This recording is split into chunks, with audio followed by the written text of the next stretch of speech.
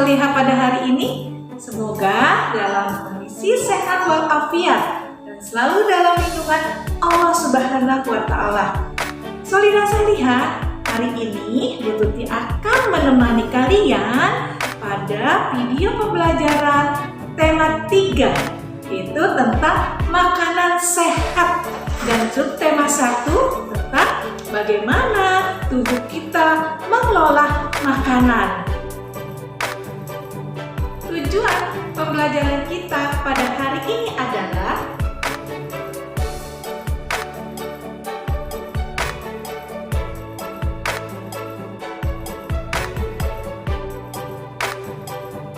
lihat, sebelum kita memulai pembelajaran ini, terlebih dahulu kita membaca basmalah. Bismillahirrahmanirrahim. Islam mewajibkan manusia berinteraksi dengan binatang menurut cara yang dibenarkan, karena mereka juga adalah makhluk ciptaan Allah. Sudah jelas bahwa hewan tidak punya kemampuan untuk menuntut haknya. Namun demikian, menurut ajaran Islam, kita wajib berbuat baik dan memperhatikan apa yang menjadi hak hewan. Sesuai dengan firman Allah dalam Al-Quran, Surat An-Nahl ayat 5 dan 8 yang berbunyi, وَالْأَنْعَامَ خَلَقَهَا لَكُمْ فِيهَا دِفْءٌ وَمَنَافِعُ وَمِنْهَا تَأْكُلُونَ.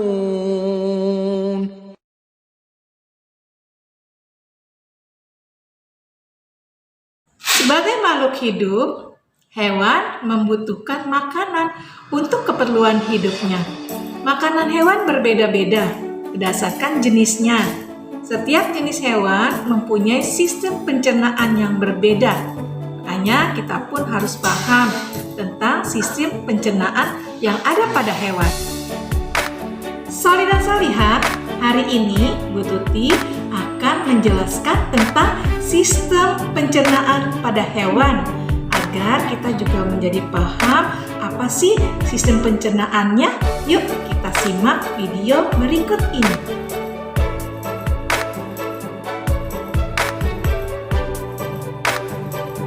Sistem pencernaan pada serangga. Pada serangga, makanan masuk ke dalam rongga mulut, lalu melewati kerongkongan yang berfungsi sebagai penurus dan pendorong makanan.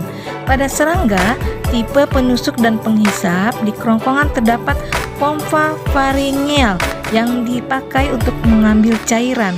Kerongkongan akan mendorong makanan ke tembolok. Tembolok akan menyimpan makanan sebelum masuk ke empedal. Apabila tembolok tidak berisi makanan, tembolok terisi oleh udara. Di dalam empal dan lambung terjadi penyerapan dan pencernaan makanan secara enzimatis. Di dalam usus, sisa makanan yang tidak terserap akan dikeluarkan. Otot-otot pada saluran ini menyebabkan sisa makanan dapat bergerak ke belakang dan keluar melalui anus sebagai tempat keluarnya feses. Pencernaan pada cacing tanah. Organ pencernaan pada cacing tanah terdiri dari mulut, faring, kerongkongan, tembolok, empedal, usus, dan anus. Makanan dan butiran tanah masuk ke mulut menuju faring.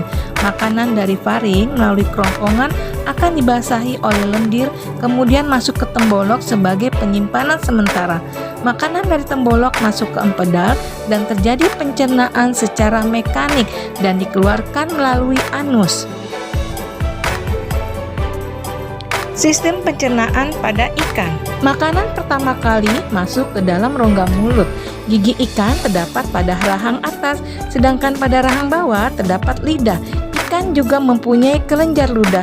Setelah melewati mulut, makanan bergerak melewati pangkal tenggorokan dan kerongkongan menuju lambung. Lambung ikan berukuran agak berat untuk menampung makanan. Selanjutnya, makanan bergerak menuju usus dan terjadi proses penyerapan sari-sari makanan. Sisa makanan dikeluarkan melalui anus. Pencernaan pada katak. Hewan amfibi memiliki 6 organ pencernaan yang berperan saat mencerna makanan, yaitu mulut, esofagus, lambung, usus halus, usus besar, dan kloaka. Katak mempunyai lidah yang sangat panjang dan lengket. Ujung lidah katak dapat menggulung dan berfungsi untuk menangkap mangsanya. Lalu mangsa dimasukkan ke dalam mulut yang ditopang oleh rahang atas dan rahang bawah. Katak mempunyai kerongkongan esofagus, yaitu saluran pendek. Esofagus membantu makanan masuk ke lambung. Dinding lambung pada katak meremas-remas makanan sampai hanyur dengan bantuan enzim yang dihasilkan lambung. Gerakan ini disebut juga dengan gerakan peristaltik.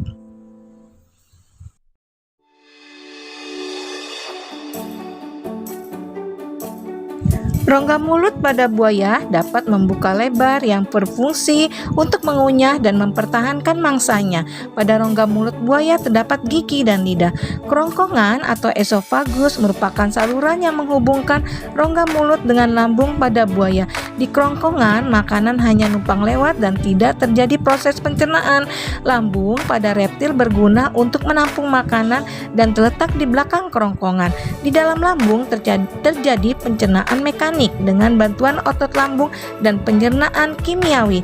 Di dalam usus terjadi pencernaan makanan secara kimiawi dengan bantuan enzim yang dihasilkan oleh hati dan pankreas. Usus pada buaya mempunyai saluran yang bermuara pada kloaka. Kloaka berfungsi untuk mengeluarkan sisa sari-sari makanan yang tidak diserap oleh tubuh. Sistem pencernaan pada aves. Makan masuk ke dalam mulut lalu menuju ke kerongkongan. Burung memiliki kantung otot di kerongkongan yang disebut tembolok. Fungsi tembolok adalah untuk menyimpan makanan sementara. Tembolok pada burung bekerja menghaluskan makanan sebelum masuk ke dalam sistem pencernaan, yaitu lambung. Di lambung akan mengalami proses pencernaan secara enzimatis dengan bantuan getah lambung. Fungsi utama usus halus. Proses penyerapan makanan terjadi di usus halus. Di dalam usus besar masih terdapat makanan yang tidak dapat dicerna dan tidak diserap oleh usus halus. Sebagian besar akan diserap ke dalam usus besar, selanjutnya akan bermuara di rektum dan akan dibuang melalui kloaka.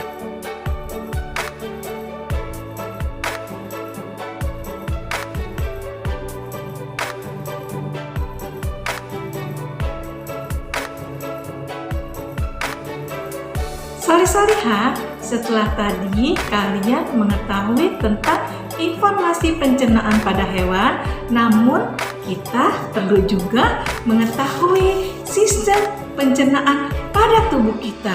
Yuk kita simak penjelasan berikut ini.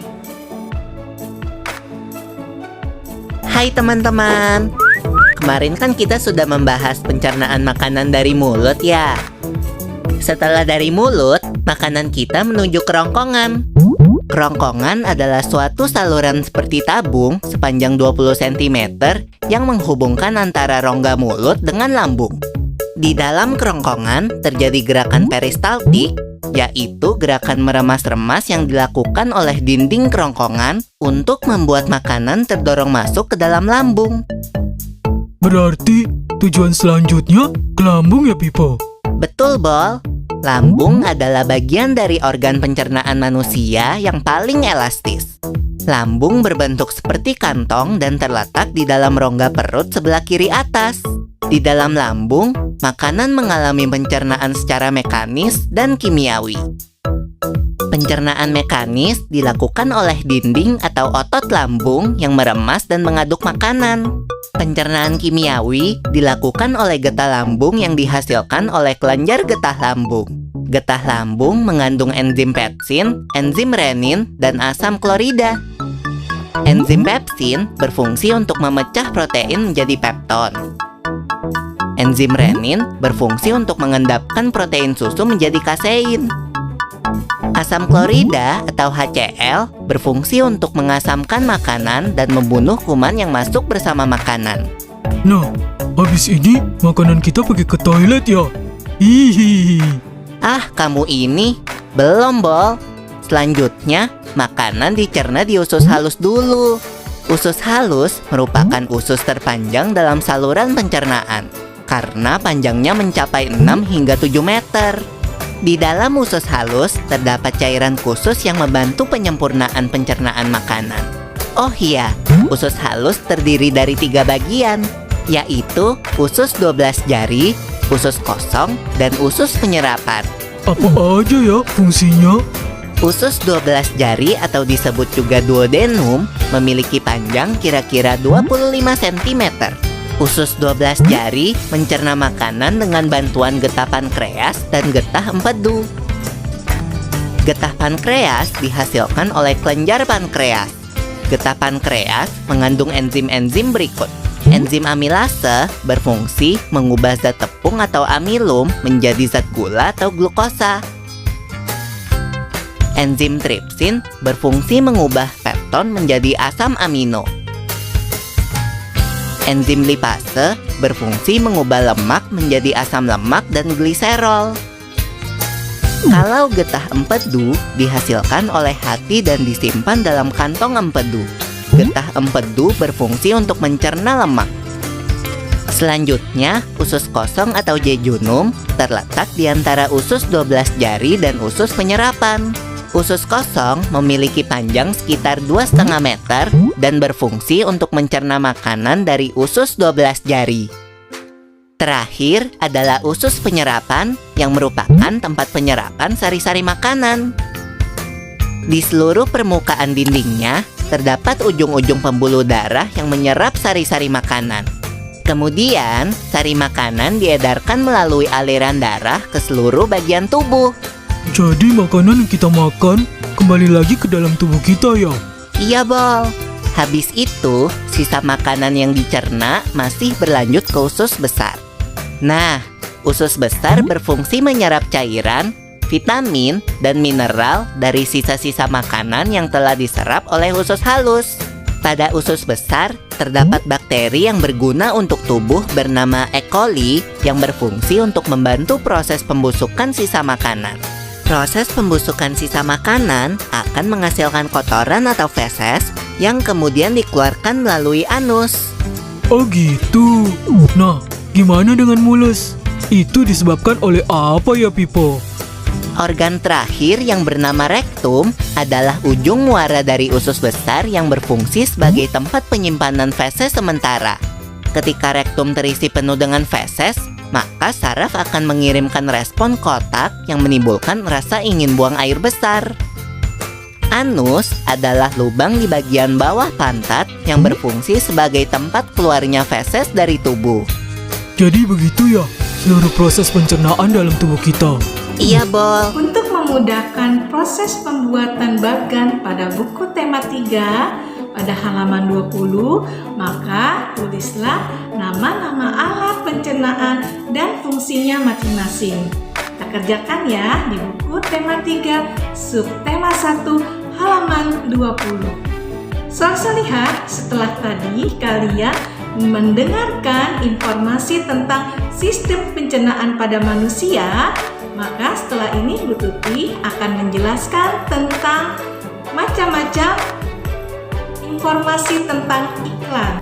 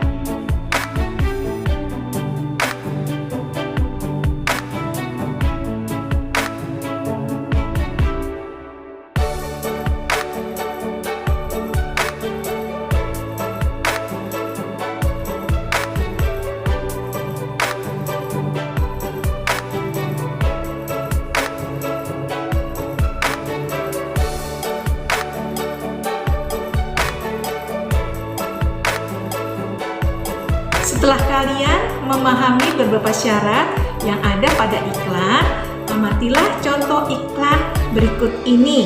Diskusikan dari beberapa hal sebagai berikut. 1. Apa nama produk yang ditawarkan pada iklan tersebut?